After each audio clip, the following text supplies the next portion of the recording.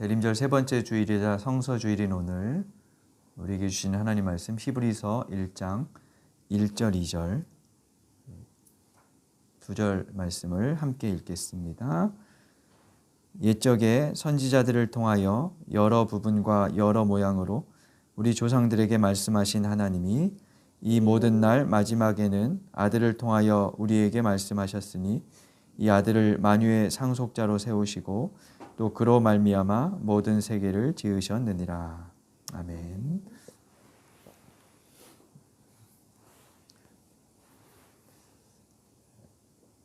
오늘 대림절 셋째 주일 그리고 성서주일입니다. 성서주일은 성서의 가치를 생각하며 보급하고 또 홍보하기 위해서 제정한 날인데요. 유래는 이렇습니다. 1804년에 영국에서 성경 번역과 공급을 위한 단체가 하나 조직이 됐어요. 그게 성서공회라는 그런 단체입니다. 이 성서공회가 1904년에 영국에서 조직된 이후로 여러 나라의 설립이 됐어요. 그러면서 차츰 성서주의를 지키는 운동이 일어났죠. 우리나라에는 1895년에 영국 성서공회가 한성에 지금 서울이죠. 조선 지부를 개설하면서 성서공회 역사가 시작이 됐는데요. 1899년에 성서공회주의를 지켰고 그 다음에인 1900년에 명칭을 지금 같은 성서주일로 그렇게 바꿨다 그래요. 그리고 1938년에 조선 성서공회라고 독자적으로 성서공회가 출범이 됐는데 일제 시대였죠. 그래서 일본의 탄압으로 문을 닫았다가 해방 후인 1947년에 대한성서공회라는 이름으로 재설립되어서 오늘에 이르고 있어요. 이 대한성서공회는 성서 번역 그리고 보급을 위한 활동을 하는데 오늘날 번역 출간되는 대부분의 성경 저작권을 이 대한성서공회가 가지고 있지요. 그래서 그 성서공회의 사역을 돕고 또 홍보하는 차원에서 성서주일을 지키고 있습니다.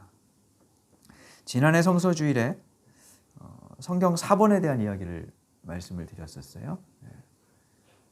기억이 안 나겠지만 성경 사본 이야기, 그래서 헬라어 사본, 히브리어 사본, 여러 가지 사본들을 그런 게 있었다 이렇게 생각하시면 돼요. 쭉 말씀을 드렸었는데 오늘은 한글 성서 번역에 대한 말씀을 좀 간단히 해보려고 그래요. 사실 오늘 이 내용은 요즘 발달된 인터넷 검색을 통해서 자료를 매우 쉽게 접할 수 있어요. 저도 책들과 함께 그런 자료들을 참고했는데요. 사실 자료는 넘쳐나지만 평소 관심이 없어서 일부러 찾아보지 않으면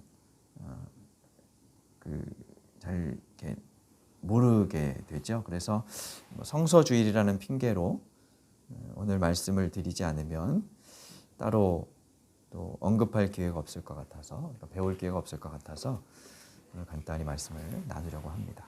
지난 10월 말에 한국 교회 이야기를 말씀드리면서 우리나라에 1784년에 이승훈이라는 사람이 영세를 받으면서 천주교가 시작됐다는 말씀을 드렸었어요. 천주교는 성서도 중요하게 여기지만 교회의 전통도 매우 중요하게 여기거든요. 성례전 같은. 그래서 천주교에서 성서를 한글로 번역하는 일은 별로 일어나지 않았습니다. 그리고 천주교에서는 라틴어 성경을 매우 중요하게 여겼기 때문에 번역하는 일을 별로 그렇게 하지 않았던 것 같아요.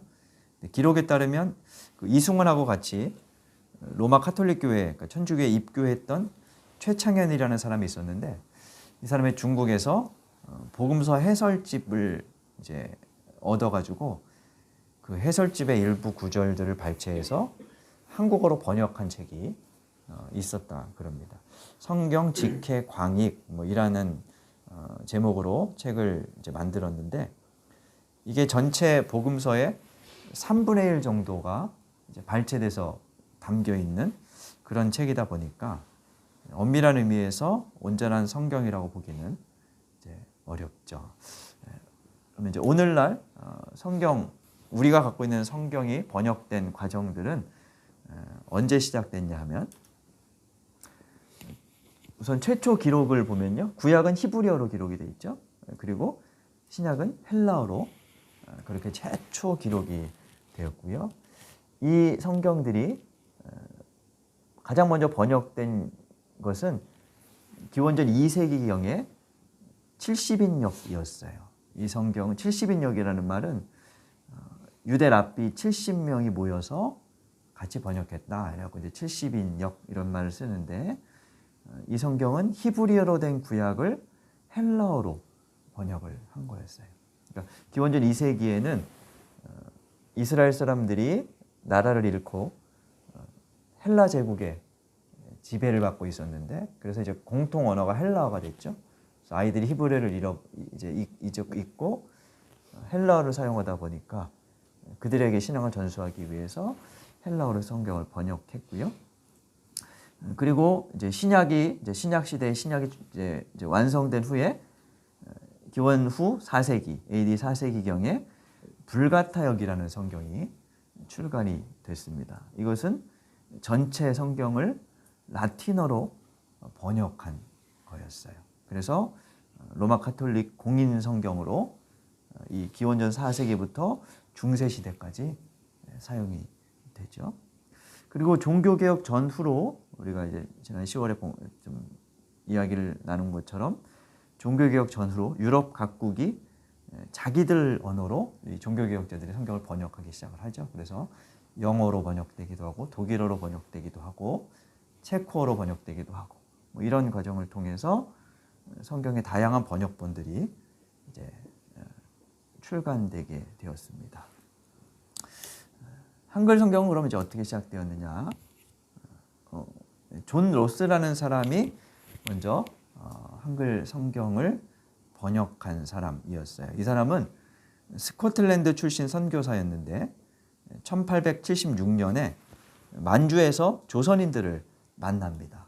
그 당시에는 조선에 서양인들의 입국이 허용되지 않았어요. 그래서 중국 땅에 머물면서 거기에 왕래하는 조선 상인들을 이제 만나게 됩니다. 그들에게 한문 성경을 나눠주고 뭐 그런 일을 하다가 1876년에 만주에서 의주 상인들을 몇 명 만나요. 평안도 의주 출신의 상인들, 뭐 서상륜, 백홍준, 이응찬 뭐 이런 사람들을 만나요. 그래서 이 사람들에게 한글을 배우고 또 그들과 함께 성경을 한글로 번역하는 일을 하죠. 그렇게 해서 1882년에 최초의 한글 성경이 이제 출간이 되는데요. 이때 출간된 성경은 지도를 보시면 심량이 여기요. 중국 만주 심량 여기에서 이 로스가 이제 활동을 하게 되죠. 평양이 여기 있고 이제 의주에서 여기를 이렇게 왕래하던 상인들을 만난 거죠. 이 번역을 통해서 나온 성경이 1882년에 발간이 되는데 이때 먼저 발간된 것은 누가복음이었어요. 여기 보니까 이제 우리가 지금 어자를 쓰는 것을 여기 이제 여자로 썼죠. 예수 형교 이렇게 써가지고 누가복음 전서. 여기 광세 8년 옆에 이제 출판된 연도가 나와 있는데 이제 광세 8년이 1882년이라고 합니다. 그래서 이렇게 최초로 누가복음이 이제 성경 번역이 이루어졌습니다. 근데 평안도 의주 출신 사람들에게 한글을 배우다 보니까 이 성경의 한글은 사투리로 되어 있어요. 그래서 이게 로스가 당시에 만든 이제 선교사들을 위해서 만든 한글 성경 공부 책인데 이렇게 되어 있어요. 옆 밑에 이제 영어로 뭐 이제 읽는 법이 쓰여져 있고요. 너를 믿지 못하겠다. 뭐 어떻게 왔음마, 걸어왔음매 뭐 이렇게 이제 평안도 사투리로 한글을 이제 배우도록 그렇게 이렇게 만들어 온 거죠. 그래서 성경도 이런 언어들로 이제 최초로 번역이 돼요. 그 중에 하나를 예를 들어서 보면 누가복음 10장 21절, 지금 우리가 갖고 있는 성경은 그때 예수께서 성령으로 기뻐하시며 이르시되 천지의 주제이신 아버지여, 이렇게 번역이 돼요. 근데 이게 1882년에는 어떻게 번역이 됐냐 하면요, 잘 안 보이시죠? 제가 여기서부터 읽어드릴게요.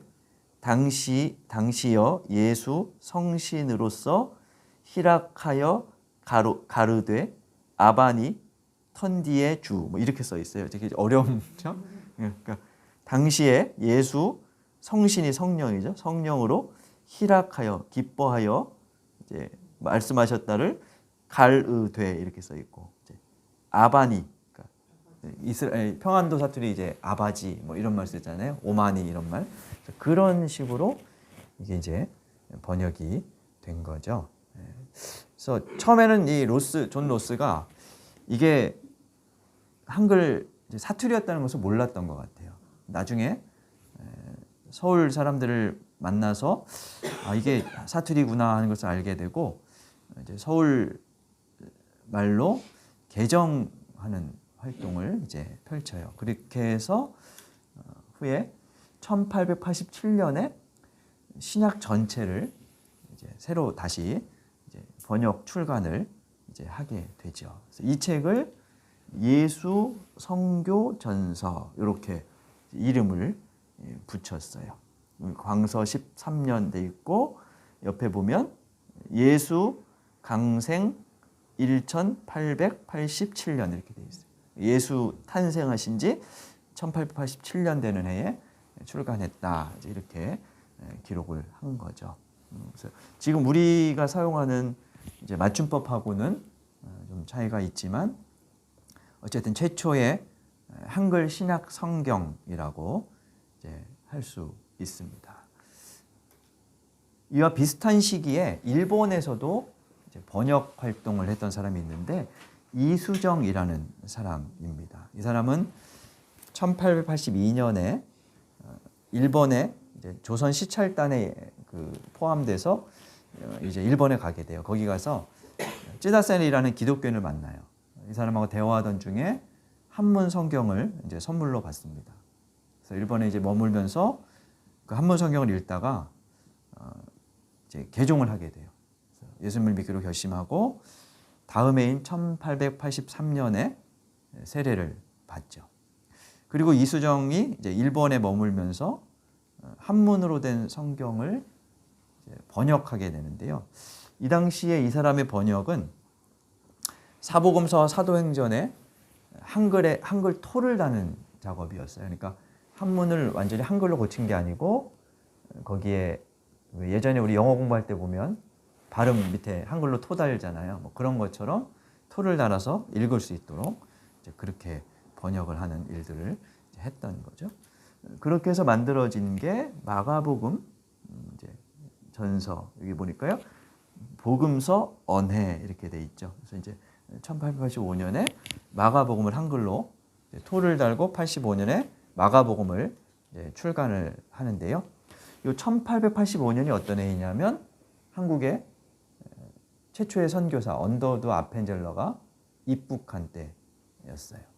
그래서 언더우드 아펜젤러가 미국에서 일본을 거쳐서 한국에 입국을 하는데, 일본에서 이수정을 만나서 이 마가복음 성경, 한글로 된 성경을 들고 인천 제물포항에 입국을 했다고 하죠. 그렇게 이제 조선의 여러 선교사들이 1885년부터 입국을 하게 됩니다. 그 과정은 우리가 지난번에 봤고요. 그렇게 조선에 들어온 선교사들이 이제 교육과 의료 사업 등을 하다가 성경을 번역해서 보급하는 일이 시급하다 하는 생각을 하고, 우선은 개개인이 자기 나름대로 이제 번역 활동을 해요. 언더우드 나름대로, 또 아펜젤러 나름대로 번역을 하다가 1887년에 성서위원회라는 것을 연합해서 조직을 합니다. 거기에는 언더우드, 아펜젤러, 뭐 스크랜튼 같은 그런 이제 선교사들이 포함되어 있었고요. 이 사람들이 같이 성경을 번역하기 시작해서 1892년에 마태복음을 이제 번역을 하고 8년 후인 1900년에 신약을 이제 완역하게 돼요. 신약 전체를 완역하게 되고요. 그리고 10년 후 1911년에 구약까지 이제 번역을 마치게 되죠. 그리고 그 신약과 구약을 모아서 신구약 전체를 출간합니다. 그러니까 존 로스가 신약을 번역한 지 한 30여 년 후에 이 전체 성경이 번역되었다고 할 수 있죠. 이거는 이제 1911년에 구주강생 1911년 구약이 출간된 그 표지입니다. 그래서 여기 옆에 보니까 대일본 명치 44년 이렇게 돼 있죠. 그러니까 이 당시에는만 해도 일본의 이제 지배를 받고 있었기 때문에 이제 조선 연호를 쓰지 않고 일본 연호를 옆에 이제 사용을 하게 된 거죠. 이렇게 해서 이제 1911년에 신구약 전체 성경 전서가 출간이 이제 됩니다. 그래서 여기에 뭐 이제 아레아 단어를 이제 표기법을 사용하고 뭐 이렇게 하긴 했지만 지금 우리가 교회에서 익숙하게 쓰는 말들 있죠. 예수 그리스도, 뭐 회개, 세례 뭐 이런 단어들이 이제 그런 용어의 상당수가 이 번역본에서 시작이 됐어요. 그러니까 단어 하나를 만들기 위해서 매우 고심하고 여러 사람들이 토론하면서 어울리는 단어를 찾기 위해서 매우 노력하는 과정이었죠. 근데 이렇게 이제 성경이 출간이 됐는데 완전한 게 없잖아요. 그래서 출간된 후부터 이제 보니까 이게 수정할 것이 많구나 하는 것을 알게 돼요. 번역하는 기간 동안 우선 한국어 용법이 이제 계속 바뀌고요. 그리고 해외에서 원문에 대해서 연구하는 성서학이 발전하면서 원문에 가까운 본문들을 찾아내기 시작을 하죠. 그래서 새로 번역해야겠구나 하는 필요를 느끼고 번역된 지 그러니까 1911년에 번역이 됐는데 그 다음 해에 다시 또 15명의 성경 번역위원회가 구성이 돼. 그래서 그들이 성경 번역 작업을 이제 한 끝에 26년 만인 1938년에 새로 번역을 완료합니다. 이거는 두 성경을 이제 1887년 본하고 1900년 본을 비교해 놓은 건데요. 그래도 1900년 본이 조금 보기 쉽죠? 읽기가 조금 수월한. 여기는 마태복음서 뭐 이렇게 돼 있고 암라함 뭐 이런 식으로 돼 있는데 여기는 지금 우리가 읽을 게 편한 아브라함과 다윗의 자손 이런 식으로 예수 그리스도의 세계라 이렇게 이제 지금 우리가 읽는 성경에 그래도 가깝게 그렇게 이제 번역이 돼 있죠. 1911년에 번역된 그 성경이 26년의 수정을 거쳐서 1938년에 새로 만들어집니다. 그래서 이제 구약, 신약 이제 표지인데요.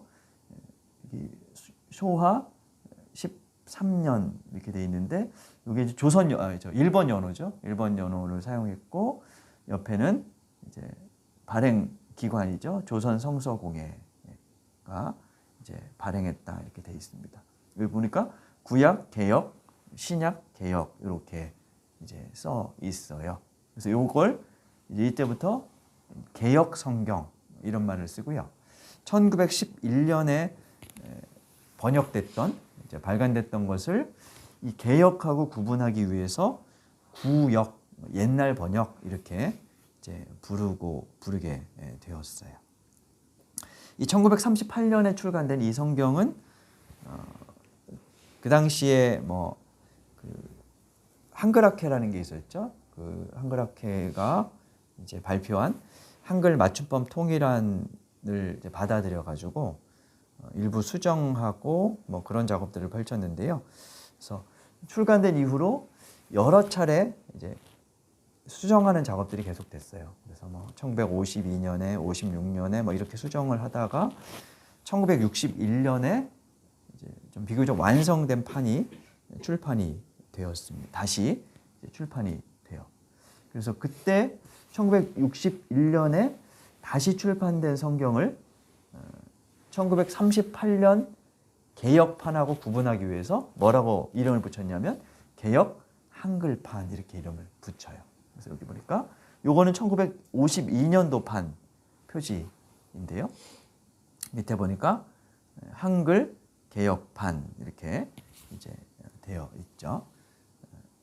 그러니까 구역, 그다음에 개역, 한글, 한글 개역 이런 식으로 이렇게 이제 이름을 바꾸어 가게 됐다는 거죠.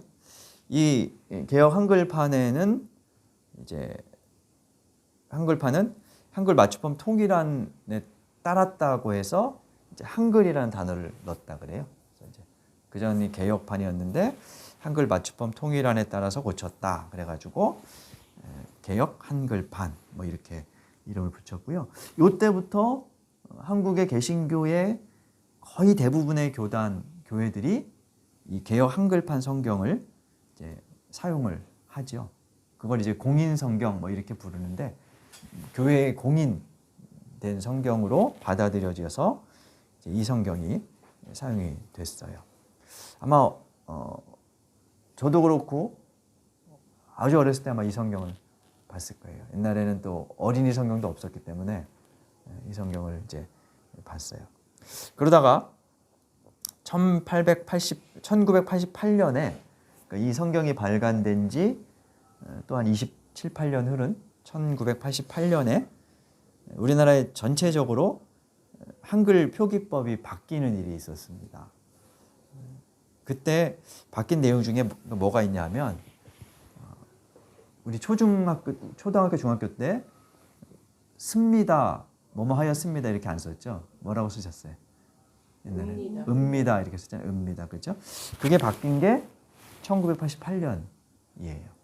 읍니다가 씁니다로 이제 맞춤법이 바뀌고 또 사람들이 사용하는 현실 언어가 바뀌면서 1961년에 발행된 이 개역 한글판은 다시 또 수정에 대한 요구를 이제 받게 되죠. 그래서 다시 또 개역 한글판을 이제 수정하는 과정을 이제 거치게 됩니다. 그러니까 모태는 1938년에 발간된 개역판이었고 그걸 계속 맞춤법에 맞춰서 또 현대적인 어휘들을 좀 섞어가면서 그렇게 번역을 한 거죠. 그 사이에 이제 이 성경이 번역된 건 1998년이고요. 근데 그 사이에 두 개의 이제 다른 번역들이 출간이 되는데요. 그 중에 하나가 이런 것이 있어요. 1977년에 공동번역 성경이 출간이 됩니다.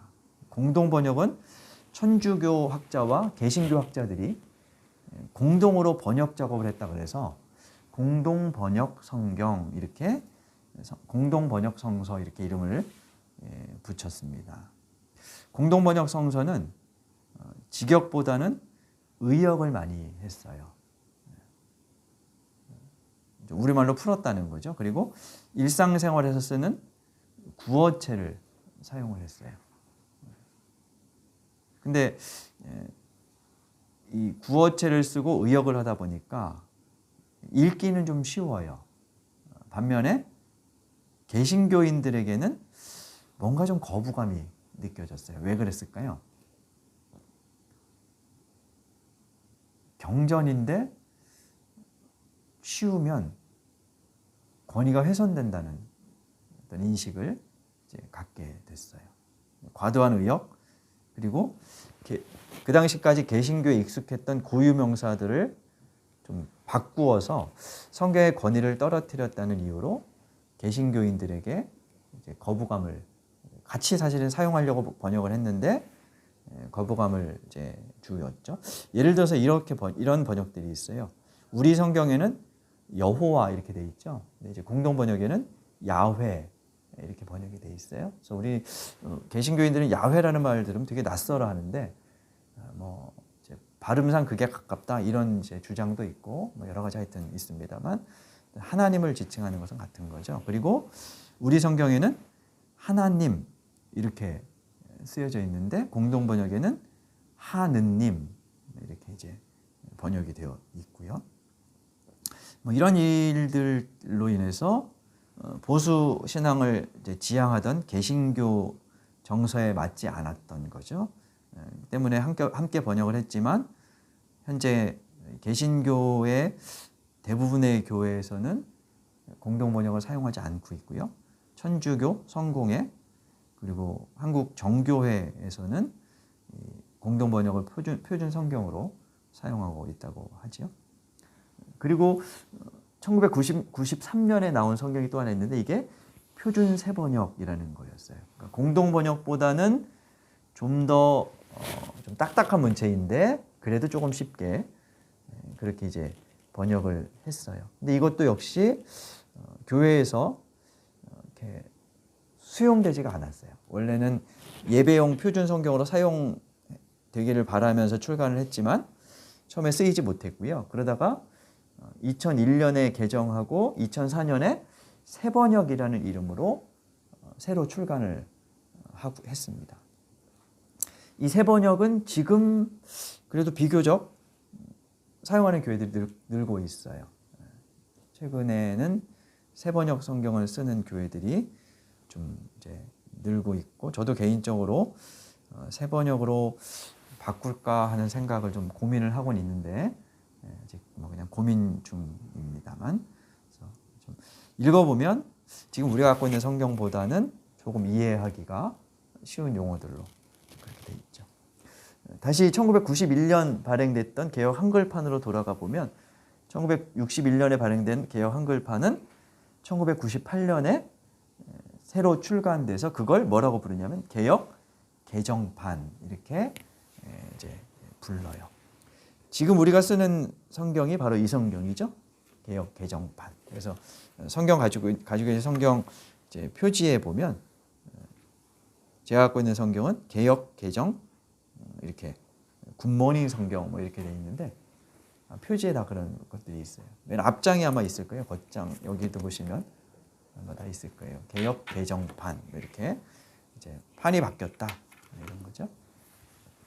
이 성경은 61년도에 발행된 것과 뭐가 다르냐면 뭐 어떤 게 다를까요? 혹시 생각나시는 거 뭐가 좀 다를 것 같다. 옛날 성경에 보면 예수께서 가라사대 이렇게 돼 있죠. 지금 성경은 이르시되 이렇게 돼 있어요. 그리고 어려운 한자 말들이 바뀌었어요. 두령 뭐 이런 단어가 지도자 이렇게 바뀌었고요. 두령이라는 말이 옛날 1887년에 번역된 성경은 사또라고 돼 있어요. 그 당시에는 뭐 총독이 사또라고 돼 있어요. 총독. 본디오 빌라도를 총독이라 부르잖아요. 근데 그 당시에는 우리나라에 총독이란 개념이 없었기 때문에 사또라고 번역을 했었다 그러죠. 요 성경으로 다시 와 보면 여기에는 이제 61년 판에는 두령, 98년 판에는 지도자, 61년 판에는 상좌, 그리고 98년 판에는 높은 자리, 그리고 61년 판에는 병신. 우리 뭐 좀 그런 말 예전에 많이 썼잖아요. 병신 뭐 이렇게. 근데 98년 판에는 몸 불편한 자.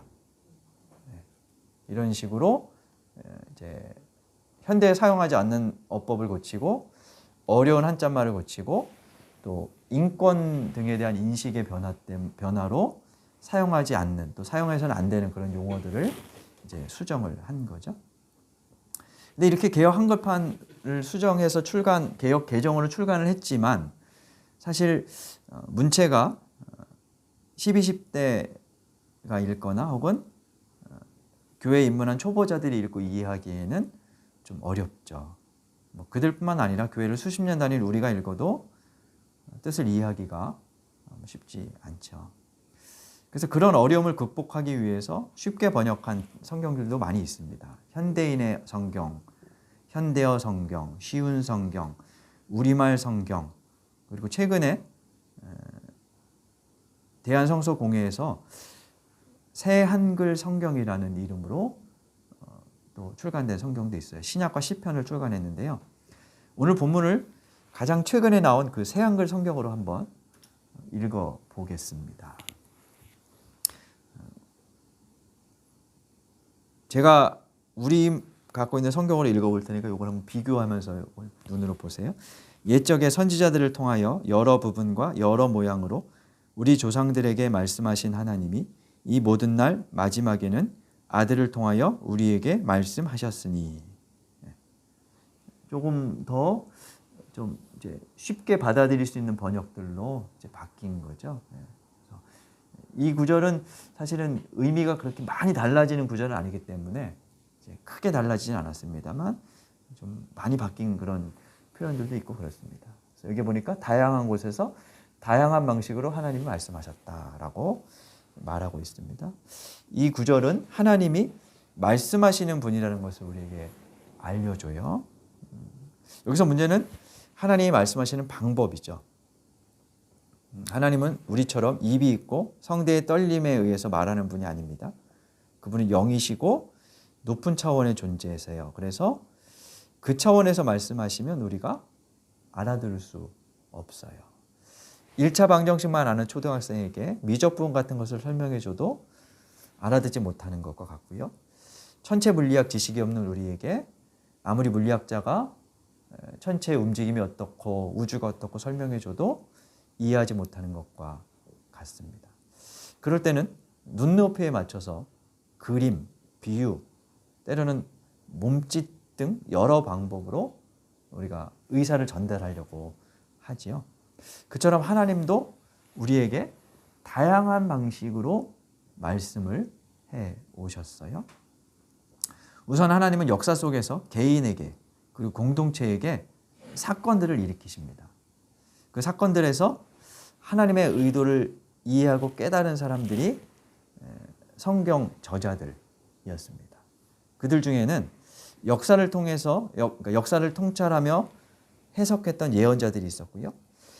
예민한 시적인 감수성을 가졌던 시인들도 있었습니다. 그리고 철학적 사고를 하는 지혜자들도 있었어요. 예를 들어서 이런 거예요. 아브라함이 고향을 떠나서 이주했던 사건.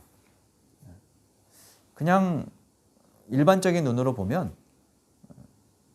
고향을 떠날 여러 가지 이유 때문에 그냥 이주한 평범한 이주민에 불과한 그런 일이었습니다. 근데 성경 저자는 그 사건 속에서 하나님의 뜻을 발견하죠. 구원사의 시작을 거기에서 알아챕니다. 평범한 개인사에서 하나님의 섭리를 알아채는 남다른 눈이 있었던 거죠. 그래서 일반 역사, 보통 사람이라면 지나칠 법한 그런 사건들을 하나님의 개입으로 여기고 그것을 캐치했던 겁니다.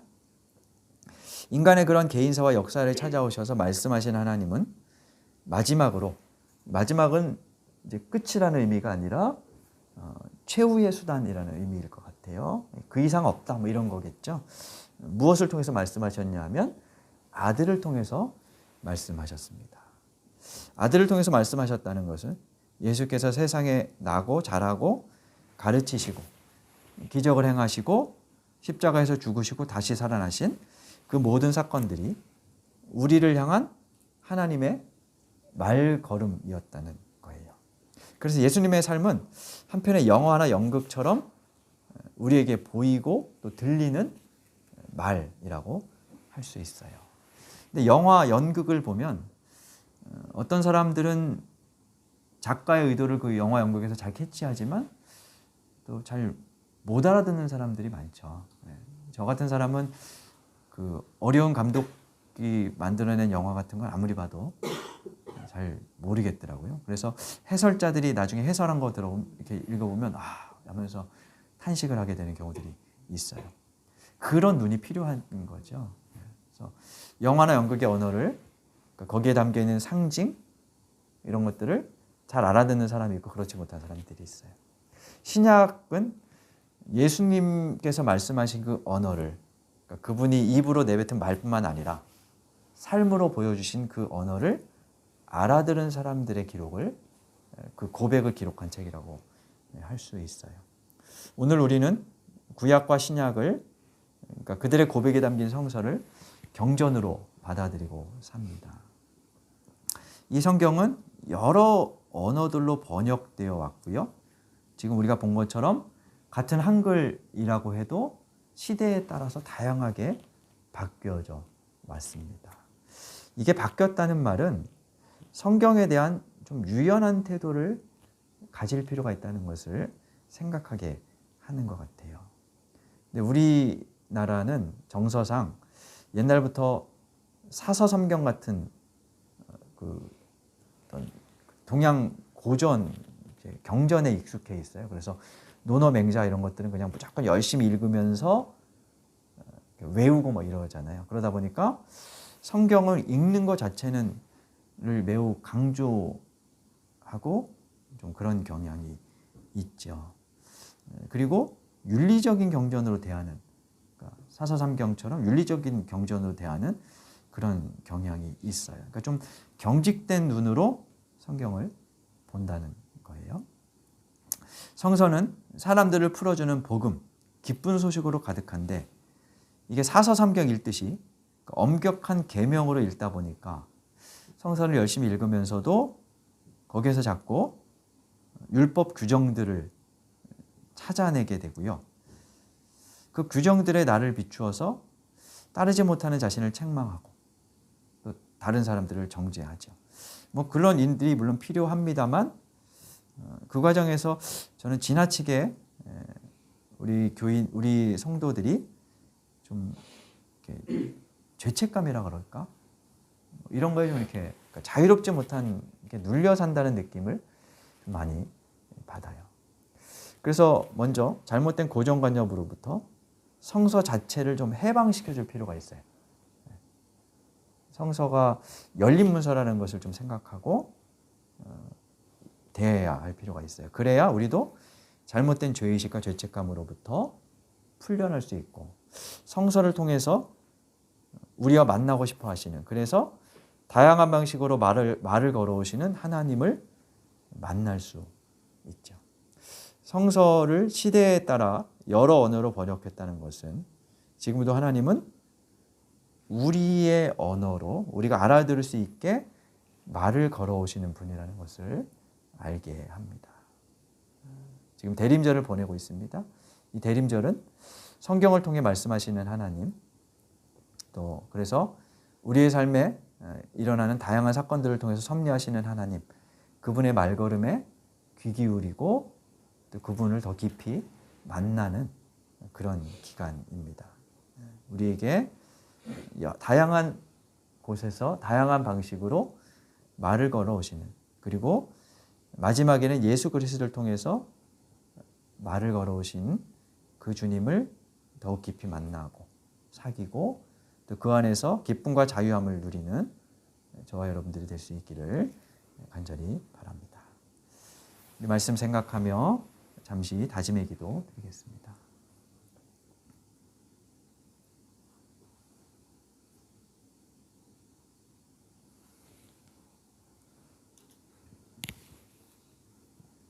하나님, 예전부터 우리에게 다양한 방식으로 말을 걸어오시고 예수님을 통한 몸의 언어로 우리에게 큰 사랑의 말씀을 들려주셔서 감사드립니다. 저희가 하나님의 말걸음에 귀 기울여 예민하게 듣고 주님을 깊이 만나 삶으로 응답하며 살게 하여 주옵소서. 예수님 이름으로 기도드립니다.